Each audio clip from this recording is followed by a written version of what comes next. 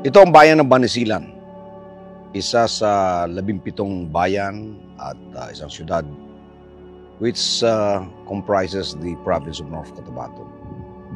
Ito yung northernmost town ng North Cotabato going towards Lanao del Sur.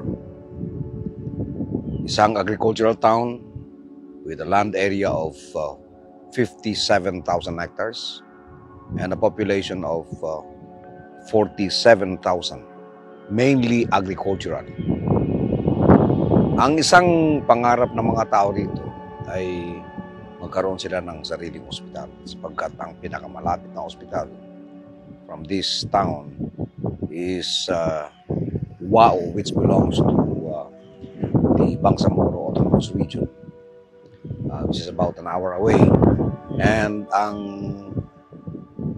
government hospital na pagmamayari ng North Cotabato na malapit dito is the Alamada District Hospital na matatagpuan sa bayan ng Alamada, 68 kilometers away.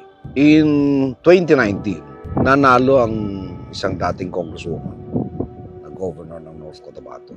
Kanyang pangalan ay Nancy Catamco. And responding to the request of the people for a hospital of their own, she was able to get the funding from Senator Mig Zubiri in the amount of 10 million for the establishment of a district hospital. Merong isang tao, local resident,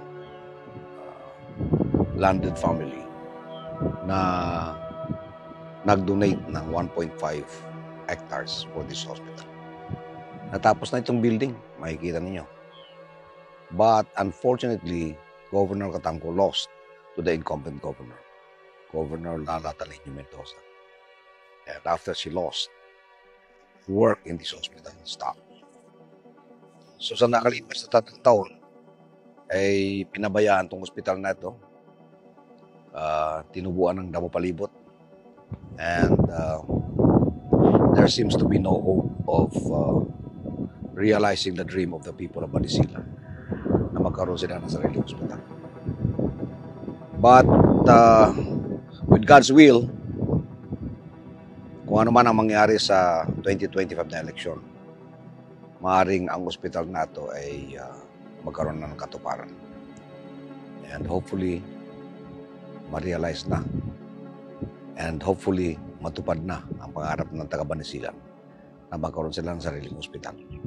Ang hospital na ito ay isang ehemplo ng mga proyekto ng gobyerno na naapektuhan ng sobrang lalim na politika. Let's end this kind of politics. Let's give the people of Banisilan a gift, the Banisilan District Hospital. And with God's will, that dream will come true.